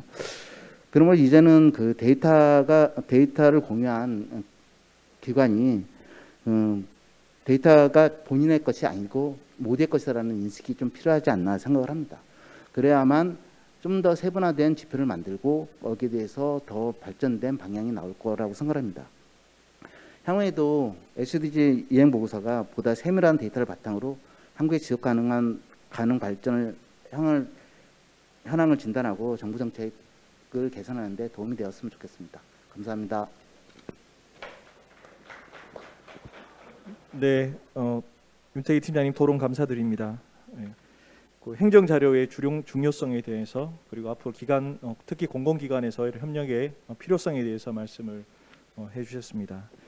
이어서 코이카에서 국제개발 협력을 직접 또 담당하고 계시는 우리 안지희 팀장님께서 토론을 해주시겠습니다. 10분 이내로 부탁드리겠습니다.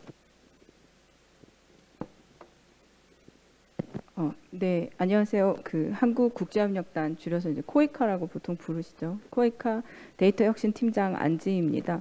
오늘 발표 너무 흥미롭게 잘 들었고요. 뭐 저희 기관의 특성을 떠나서 데이터를 고민하는 사람으로서 굉장히 유사한 기관들이 대부분 비슷한 고민들을 하고 있구나. 그다음에 그 고민의 방향이 제가 하는 고민의 방향과 굉장히 일치하고 저의 고민도 어느 정도 맞는구나라는 확신을 얻을 수 있는 자리였고요. 우선은 저희 이제 기관이 어떤 일을 하는지 사실 모르시는 분들도 많으실 것 같아서 그냥 그 설명을 좀 드리고자 그다음에 저희가 SDG에 관련해서 어떤 데이터를 모으고 있는지 그냥 샘플로 한번 보여드리려고 가져온 자료고요.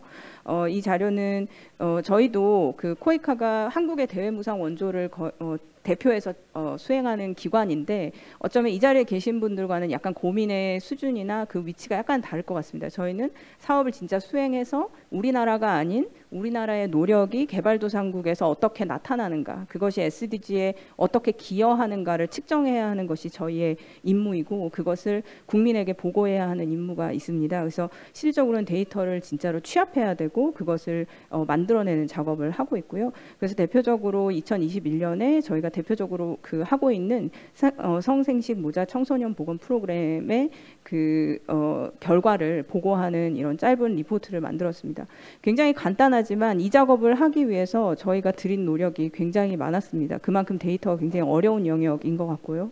그래서 그간은 수백 개의 사업이 1년에도 계속해서 돌아가는데 이 사업들의 데이터를 어떻게 취합할 거냐, 데이터는 너무나 많거든요. 그래서 그거를 전사적으로 프로그래머하고 여러 국가에서 여러 개의 사업을 그래도 하나의 프로그램으로 묶어내고 그 프로그램을 중심으로 그것과 관련된 SDG 성과 지표를 설정하고 그것을 저희 기관이 파악할 수 있는 범위로 또 조정해내고 그래서 저희만의 또 SDG 성과 지표를 만들어서 그것을 전 세계 44개 해외 사무소를 통해서 수행되고 있는 사업을 해외 사무소에서 직접 챙기시고 그 데이터를 다 취합해서 다시 한번 본부로 올려주시는 그런 작업을 해서 만들어낸 사실은 데이터입니다. 그래서 저희의 데이터는 이렇게 해서 이렇게 나오지만 굉장히 단순한 수치임에도 불구하고 그 아래에 숨어있는 노력들이 굉장히 많이 있고요. 실제로 공여국들이 굉장히 많은 사업들을 하고 있는데 실제로 그 사업들이 그 나라에 어떻게 영향을 미치는지 그다음에 우리의 노력의 정도는 어느 정도로 표출되고 있는지를 직접 노력해서 파악해내는 이 과정을 하는 곳이 그렇게 많지는 않습니다. 실질적으로 특히나 한국에서는 코이카는 거의 유일한 것으로 저희가 파악하고 있어서 선두 조직으로서 굉장히 책임감을 가지고 이행을 하고 있습니다.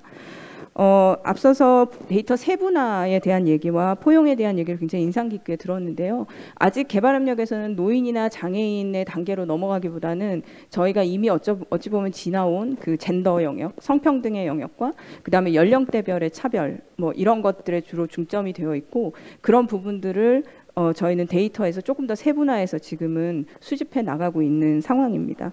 한 가지 이제 공유드리고 싶은 건 이 데이터를 모아서 그 결과치가 나오는 것도 의미가 있지만 그 데이터를 모으는 행위 자체가 어떻게 보면 시그널을 제공하는 측면이 있더라고요. 그래서 3년 전에 시작했는데 3년 전에는 젠더적인 어떤 성평등에 대한 인지도가 상당히 낮았다면 3년이 지난 후에 봤더니 그 성평등을 더 개선해 나가는 어떤 결과치를 가져오는, 그래서 우리가 구체적으로 이 젠더 사업을 하세요 아니면 젠더를 반영하세요라고 말을 하지 않아도 그 데이터를 취합하는 행위 자체가 주는 시그널 때문에 사업의 품질이 달라지고 사업이 그 더 포용적으로 변해가는 그런 현상을 저희가 볼 수가 있었습니다. 그래서 데이터를 굉장히 옹호하는 사람으로서 데이터가 가지는 힘이 어쩌면 그런 곳에 있을지도 모르겠다라는 생각을 한번 해봤습니다.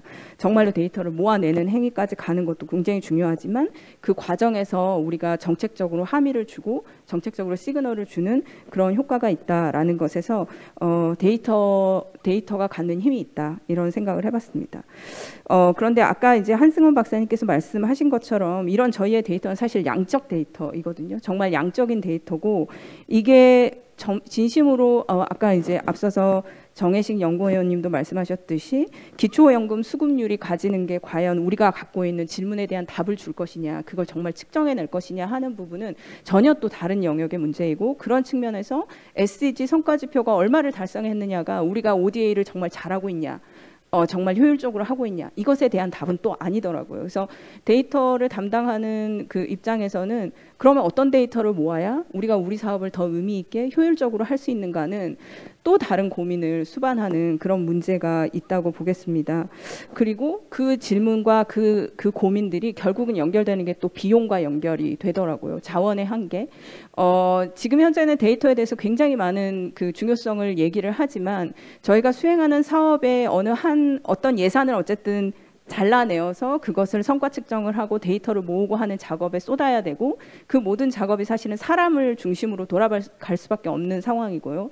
특히나 개발도상국에서는 저희처럼 통계 역량이나 데이터 역량이 높지 않은 상황에서 거의 사람의 손으로 그 모든 데이터들을 모아내야 하기 때문에 이 사업을 함에 있어서 얼만큼의 자원을 우리가 여기다 정말 투자해서 얼만큼 세밀하고 얼만큼 세분화되고 얼마나 광범위한 데이터를 모을 것인가에 대한 그 비용적인 측면, 그런 측면이 있었습니다. 그래서 앞서 이제 세 분의 발제와 아마 유사할 것 같은데요. 아마 동시에 가지고 계신 질문일 것 같은데, 코이카가 가지고 있는 과제라고 한다면 정말 좋은 질문을 찾아서 우리가 어떤 질문에 답을 하고 싶은가, 그 답을 찾기 위한 데이터를 뭘로 설정을 해서 그 데이터를 찾아낼 것인가, 단순히 SDG를 넘어서는 그 무언가를 찾아야 하는데 그 질문까지 아직은 가지는 못한 것 같습니다. 어느 정도 공감대는 형성되어 있지만 당장은 SDG 성과지표 에 얼마나 우리가 기여했는가에 사실은 양적인 데이터에 더 포커스 되어 있고 결과치에 더 포커스가 되어 있고, 그러면 우리 사업을 얼마나 더 효율적으로 할 수 있을 것인가, 얼마나 더 효과적으로 할 수 있을 것인가에 대한 방법론에 대한 고민을 사실은 데이터적으로 풀어내야 맞는 것 같거든요. 그게 아마 앞서서 발제하신 분들의 그 맥락과 아마 동일한 것 같습니다. 우리가 생각하는 구체적인 질문, 이 문제를 해결하기 위해, 이 정책을 추진하기 위해 어떤 질문을 해야 하는가, 예, 그것에 대해서 코이카도 동일한 어떤 그 고민을 하고 있고, 이런 것들을 사실은 이제 균질하게 데이터를 취합도 해야 하고, 이런 부분을 어떻게 시스템화할 것인가. 저희가 44개 해외 사무소에 각각 지금은 사실 사무소마다 직접 수기로 데이터를 취합하고 있는데, 이 데이터들을 어떻게 하면 일관되게 정확하게 취합하려면 이걸 시스템화하는 문제에서도 또 한 번 데이터를, 그럼 무슨 데이터를 모아야 가장 효율적으로 모을 수 있을 것인가 하는 고민이 있었습니다. 그래서 오늘 그 발제 내용 전반에 대해서 굉장히 큰 공감을 했고요. 기본 맥락은 어떻게 보면 동일하다, 이런 생각이 들었고 굉장히 반가웠습니다. 감사합니다. 네, 안재희 팀장님 토론 감사드립니다. 발표하신 분들이 답변하기에 앞서서 질문이 있으시면 플로어에서 한두 분 정도 질문을 받도록 하겠습니다.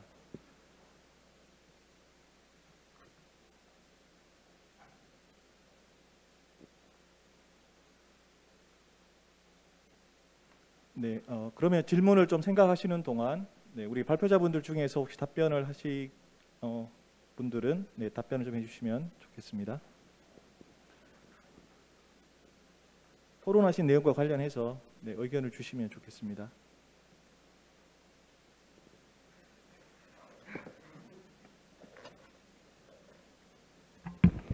네, 그러면 제가 질문 하나만 좀 드리겠습니다. 네, 아까 한승은 부연구위원님하고 지금 안지희 팀장님 말씀 중에 지금 데이터를 모으는 과정에서 보통 이제 조사를 통해서 데이터를 이제 모으는 부분이 많을 건데 그에 대한 분명히 한계점이 있을 것 같아요. 그래서 혹시라도 조사 자료 외에 행정 자료나 있던 공공 자료 이런 부분에 대해서 어느 정도의 좀 데이터가 있는지 아니면 좀 그런 모으는 시도가 좀 최근에 이렇게 늘어나고 있는지 혹시 이런 부분에 대해서 좀 알고 계신 부분이 있으면 답변 부탁드립니다.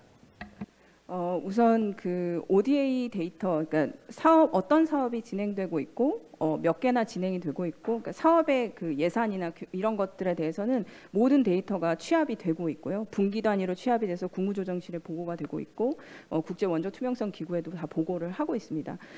그런데 뭐 SDG 지표 같은 경우에는 사실 구체적으로 그 사업이 어떤 성과를 냈는가 하는 부분은 저희가 2019년부터 이제 구체적인 고민을 시작해서 2020년부터 전사 프로그램을 아까 보여드린 그런 형태의 프로그램 형태로 한 3개 정도를 시작을 했었고요. 지금 올해는 6개를 시도하고 있습니다. 예, 그래서 사실은 시스템적으로 수집하고 있지는 못하고요. 앞서 있는 그런 행정 정보는 시스템적으로 취합을 해서 보고를 하지만 그런 사업 단위의 구체적인 성과 데이터는 지금 현재 시스템이 아니라 어떻게 보면 엑셀로 수기 작업을 해서 취합을 해서 지금 만들어 나가고 있습니다. 질문이 없으신 것 같아서 여기 있습니다. 네네. 네, 안녕하세요. 저는 카이스트 과학기술정책대학원의 박경열 교수라고 하고요. 오늘 그 말씀 다 너무 잘 들었습니다. 뭐 질문이라기보다는 그 아까 한승원 부연구위원님 또 안지 팀장님 말씀에 부과해서 뭐 코멘트가 될 수도 있겠고요. 그 우리가 뭐 이게 SDG 프레임워크도 그 가치가 그런 거긴 하지만 ODA라고 하는 것은 너무 갖출 필요는 없을 것 같아요. 그래서 사실 17번 같은 경우에는 17번이 굉장히 좀 복잡성이 있잖아요. ODA에 관련된 거는 사실 17-2에만 한정돼 있기 때문에 사실 우리가 그 디벨롭먼트 파이낸스를 전체적으로 본다면 ODA가 차지하고 있는, 그러니까 다기하고 있는 ODA가 차지하고 있는 비중이 사실은 굉장히 이제 계속 적어지고 있기 때문에 다른 뭐 프라이빗 섹터라든지 그리고 또 17번에도 나와 있는 기술 협력이 어떻게 이루어지고 있는지, 또 국제사회에서 뭐 지금 데이터 표준이라든지 이런 것들을 논의하고 있는 장에 한국 정부가 어떻게 적극적으로 참여하고 있는지, 이런 것들도 다 포괄적으로 검토하고 또 평가해 보면 좋을 것 같습니다. 특히 뭐 아까 안지 팀장님께서 ERT도 말씀하셨지만 한국이 사실은 이제는 중견 공역으로서 우리가 사실은 그 닥에 가입하고 기존의 유럽 중심의, 미국 중심의 공여국들이 가지고 있는 여러 가지 표준 체계들을 따라가기만 했었잖아요. 근데 중견공역으로서 혹은 뭐 신흥공역으로서 불합리한 측면들도 굉장히 많거든요. 데이터 거버넌스나 데이터 지표적인 측면에서도 그렇고, 그런 것들을 좀 잘 정리해서 뭐 UN 데이터 포럼이든 ERT든 OECD 닥이든 그런 곳에 적극적으로 한국의 좀 새로운 전략들이나 그런 것들을 제시하는 것들도 17번의 중요한 그런 지표가 될 수 있기 때문에 ODA에서 우리가 얼마만큼 개발도상국에 하고 있느냐를 넘어서서 그런 디벨롭먼트 파이낸스 전반, 그리고 디벨롭먼트 가버넌스 스트럭처에 어떻게 기여하고 있는지를 종합적으로 평가하고 또 잘하는 것들은 또 드러내고 이러면 좋을 것 같습니다. 네, 혹시 답변 주시겠습니까? 네, 교수님 코멘트 감사드립니다. 그 부분에 대해서는 정말 공감을 많이 하고 있는 부분이고요. 오늘 발표에서는 이제 ODA 위주로 발표를 할 수밖에 없었던 거는 데이터가 그나마 공적 자원이 투입이 돼서 잘 수집이 되고 있고 또 국제사회 보고가 되고 있기 때문에 국제 비교도 가능한 데이터를 확보하다 보니 ODA 위주로 발표를 하게 되었습니다. 그래서 사실 민간 영역에서의 그런 역할들이 점차 확대되고 있는 것은 분명한데 그분들의 참여가 어떤 식으로 어떤 사업에서 어느 정도의 규모로 또 이렇게 발현되고 있는지에 대해서는 또 다른 많은 투입 노력이 필요할 것 같고, 그런 점에서 저희가 사실 민관 협력의 그 진정한 필요성을 발견할 수 있는 부분이 아닌가 싶습니다. 사실 코이카, 저도 예전에 코이카에 몸담았던 적이 있어서 사업하느라 너무 바쁘신 것도 있고, 네, 바빠서 못하는 부분들이 아마 현장에 계신 분들의 가장 큰 고민이 아닐까 싶어서 여기 이제 청중으로 참여해 주신 많은 전문가 분들께서 이런 지혜를 또 모을 수 있는 그런 기회들을 계속 만들어 나가야 하지 않을까라는 생각이 듭니다. 네. 네, 질문 혹시 더 질문을- 있으시면. 네. 네. 전영일입니다. 오늘 특별히 취약계층들 가운데서 가장 중요한 우리 장애 자들과 고령층을 위해서 좋은 발표를 해주셨습니다. 제가 두 분께 드리고 싶은 간단한 질문은 이제 SDG 장애 관련 여러 가지 향후에 가능한 그런 지표 또는 데이터 인디케이터들을 제시를 해주셨는데 어떻게 이것이 구체적으로 관련 SDG 목표에 반영이 될 수 있도록 향후에 좀 협력과 콜라보레이션을 좀 하고자 하는지 그런 질문이 있고, 두 번째 질문은 우리 정혜식 박사님께 드리는 질문인데, 결국 오늘 고령층, 특별히 고령층을 전기, 후기로 일단은 좀 나누어서 하셨는데, 결국 이 고령층의 빈곤율이 우리가 OECD 국가 가운데서 가장 낮아요. 그러나 아까 이제 분해를 해나가면서 어떤 부분에 좀 더 문제가 있는지를 찾아내고자 하는 노력을 하셨는데, 그렇다면 향후에 빈곤율을 실제로 좀 확실하게 좀 감소시키기 위해서 어떠한 정책적인 국가적인 투자가 복지 차원에서 고령층의 특정한 계층들을 위해서 필요한지, 어떤 제언이 있으신지 좀 듣고 싶습니다.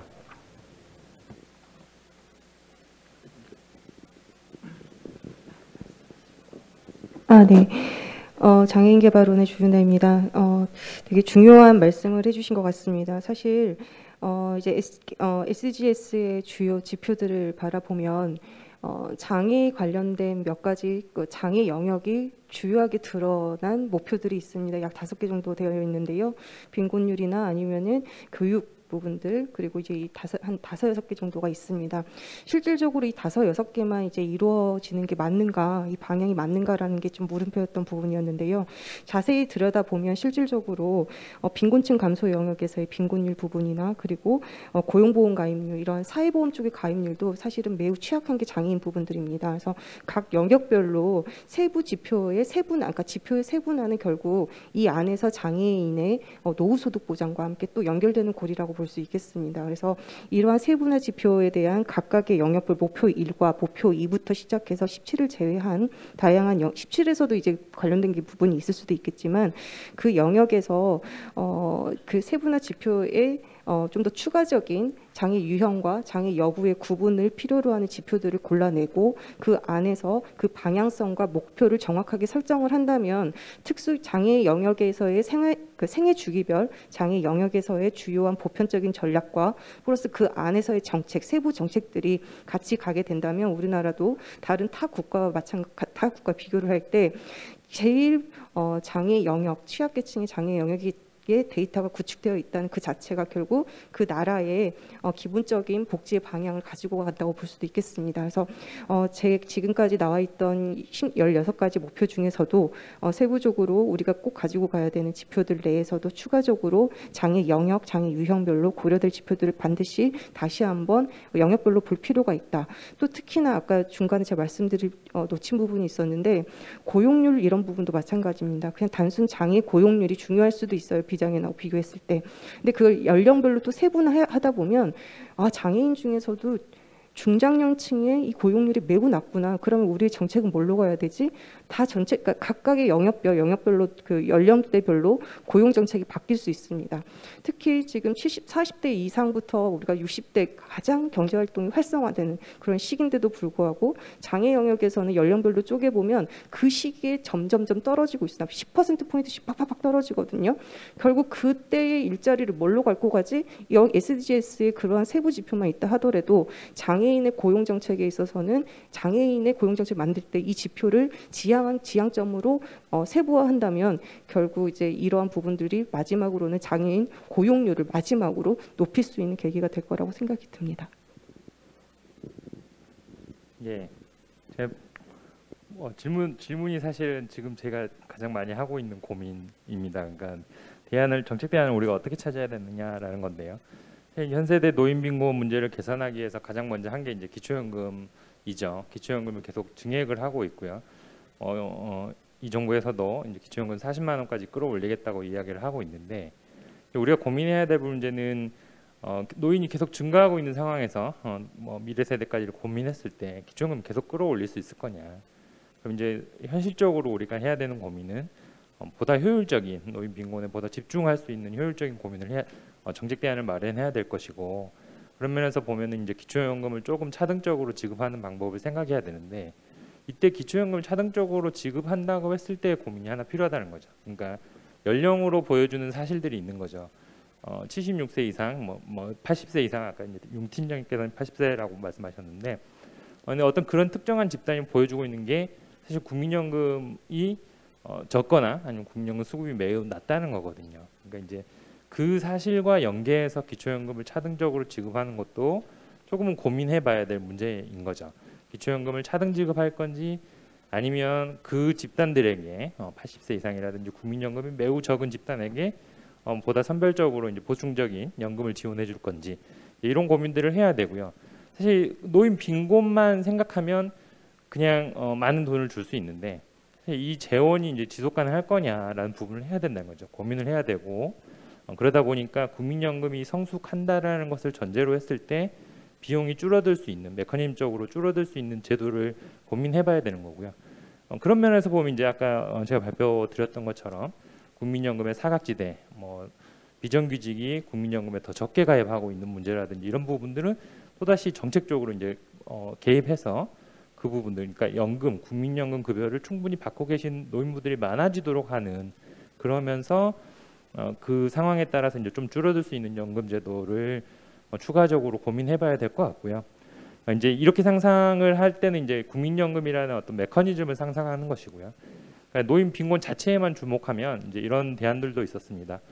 예전에 경로연금처럼 초고령 노인들에게만 집중해서 예산을 더 주는 거죠. 그러니까 80세 이상 노인들에게는 기초연금을 40만 원인 기초연금을 50만 원을 주겠다. 이제 이런 식도 가능은 하겠죠. 이제 그것은 옛날 방식인 거죠. 어떻게 보면 제도가 어떻게 변화하고 있고 이런 부분들을 고려하지 못하고 그냥 대증적인 거죠. 80세 이상 노인이 가난하니 노인 빈곤율이 높으니 거기에 추가 급여를 주겠다라는 식이 되는데, 우리가 알고 있는 사실들은 80세 이상 노인이 어떤 분들이었는지를 이제 해석할 수 있기 때문에 우리가 정책을 마련할 때도 이제 그런 방식은 피해야 되는 거죠. 그래서 좀 더 우리가 알고 있는 사실들, 우리가 데이터로 확인되는 사실들, 정책적인 변화가 확인되는 내용에 맞춰서 새로운 제도를 설계할 필요가 있다고 생각이 됩니다. 그리고 그런 것들이 아마 오늘 우리 발표했던 이유이고 우리가 토론하는 이유지 않을까, 이런 생각이 듭니다. 마치겠습니다.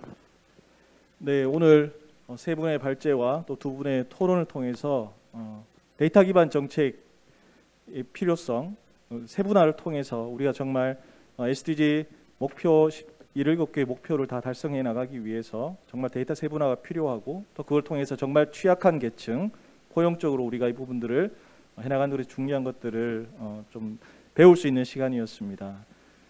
앞으로 SDG 그 목표들을 우리가 달성해 나가는데 우리가 최대한의 노력을 경주해야 하지만, 그 중에 데이터를 세분화하고 그에 맞춘 정책 대안을 세워 나가기 위한 노력들은 보다 더 중요할 것 같습니다. 오늘 발표회, 그리고 토론회, 그리고 또 온라인으로 또 현장에서 참여해 주신 모든 분들께 감사의 말씀을 전하며 이 세션을 마치도록 하겠습니다. 감사합니다. 네, 감사합니다. 두 번째 세션을 진행해 주시고 맡아주신 최바울 실장님과 발표 토론자분들께 다시 한번 감사의 말씀을 드립니다. 열띤 논의를 통해서 데이터 세분화 관점에서 우리가 잘 알지 못했던 계층과 세계에 대한 부분도 이해할 수 있었던 것 같습니다.